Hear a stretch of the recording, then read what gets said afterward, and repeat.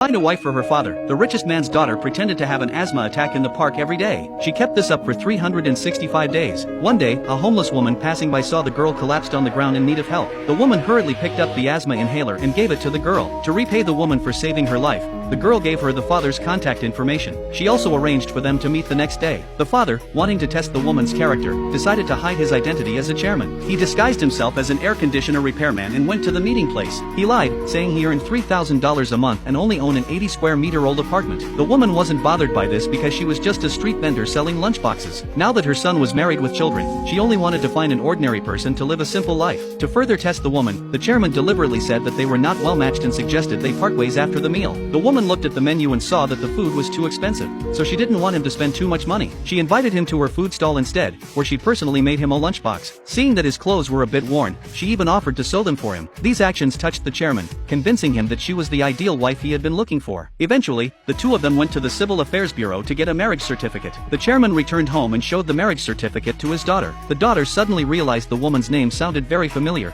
not knowing that the woman was actually her biological mother, who had been lost. To continue hiding his identity, the chairman had his assistant purchase an 80 square meter old apartment. He lied to the woman, saying that the apartment was lent to him by an old comrade. Coincidentally, the woman's son also lived in the same community. As soon as they entered the apartment and put down their luggage, the chairman saw a missing person flyer in the woman's bag and learned that she had lost a daughter years ago. To help the woman find her daughter, he had his assistant print 100,000 copies of the missing person flyer while the woman went out to buy groceries. The woman bought an extra can of formula and brought it to her son's house for her grandson. Her daughter-in-law, seeing that it was domestic formula, became very angry. She said her son only drinks high-end imported formula and scolded her mother-in-law, telling her not to bring anything anymore. At that moment, the daughter-in-law's mother took out an invitation and invited the mother-in-law to her grandson's first birthday party the next day. The woman was excited to receive the invitation and left. She didn't understand why her mother would invite her mother-in-law to the party. She said that the mother-in-law was so poor that she couldn't afford an expensive gift. In fact, her mother wanted to show off her wealth at the party the next day and make the mother-in-law realize her place, so she wouldn't bother them again. Meanwhile, the woman wanted to buy a gold locket as a birthday gift for her grandson. However, because she was poorly dressed,